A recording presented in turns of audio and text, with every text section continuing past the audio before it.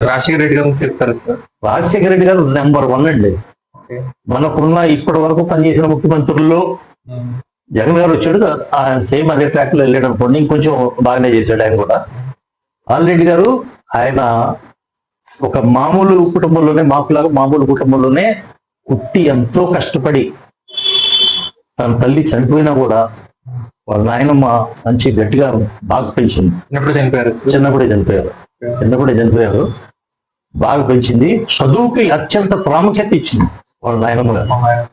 నాకు దగ్గర చుట్టాలు వెళ్తారు వాళ్ళు. సో చదువుకు అత్యంత ప్రాధాన్యత చేసి ఎంత డబ్బైనా లెక్క లేకుండా చదువు కోసం ఖర్చు పెట్టేది. ఆయన కూడా బాలరెడ్డి గారు కూడా పట్టుదలగా చదువుకొని ఆయన ఆ రోజుల్లోనే, అంటే రోజుకి భారతదేశం నుంచి ఒకడో ఇద్దరో వెళ్ళే రోజుల్లో అమెరికా వెళ్ళి. సార్ మామూలుగా మీ టైంలో పాలిటిక్స్ ఎలా ఉంది సార్, ఇప్పుడు ఎలా ఉన్నాయి సార్? పాలిటిక్స్ అప్పుడు కొంచెం విలువలు కలిగి ఉండేయండి. ఏదైనా చెప్పారంటే చేసేవాళ్ళు. ఇప్పుడు అలా ఉందా? లేదు. ఆస్తులు కాపాడుకోవడం కోసం రాజకీయాలు, దానికోసం విపరీతమైన హామీలు ఇవ్వటం, అవి అమలు చేయలేకపోవటం, పబ్బం గడుపుకోవటం, వెళ్ళిపోవడం. ఆ తత్వంలో ఉంది తప్ప ముందుకు అభివృద్ధి దిశగా వెళ్తున్నా ప్రస్తుత రాజకీయ వ్యవస్థ. ఒక గుడ్ లీడర్ కావాల్సిన స్కిల్స్ ఏంటి సార్? మెయిన్ స్కిల్స్ ఒక మంచి లీడర్గా ఎదగాలంటే ముందు సర్వీస్ మైండ్ ఉండాలి. ప్రజలకి నేను సేవ చేయగలగాలి. ఆ పోస్ట్ ని ఎంజాయ్ చేయడం కోసం కాదు పోస్ట్ అనేది.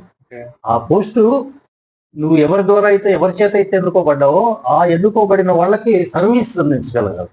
మంచి నెంబర్ 1 సర్వీస్ అందించగలగాలి. సార్ మీకు డ్రామాస్ మీద కొంచెం ప్యాషన్ ఉంది కదా? డ్రామాస్ చిన్నప్పటి నుంచి చేసేవాడిని. నేను ఇందాక చెప్పాను కదా, ప్రాక్టికల్ ఓరియంటెడ్ గా ఉండాలి ఎడ్యుకేషన్ అనేది.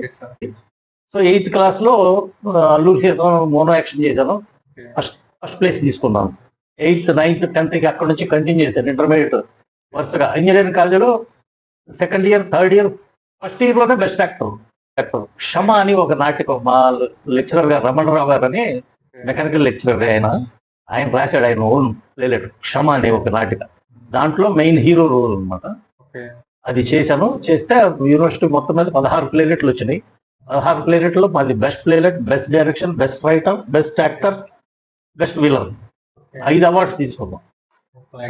5 అవార్డ్స్. లైఫ్ లో మీకు బాగా హ్యాపీ అండ్ సాడ్ మూమెంట్ ఏంటి సార్? లైఫ్ లో హ్యాపీ అంటే నా మ్యారేజే నాకు హ్యాపీ.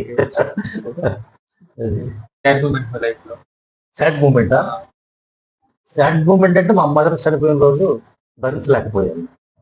కాకపోతే పాపం ఆవిడ చాలా అవస్థపడింది చివరి రోజులు. అదొకటి నిజంగా తలుచుకుంటే ఇప్పుడు ఒక్కొక్కసారి నేను ఇప్పటికీ ఏడుస్తూ ఉంటాను. ఎలాగ ఇచ్చింది నన్ను.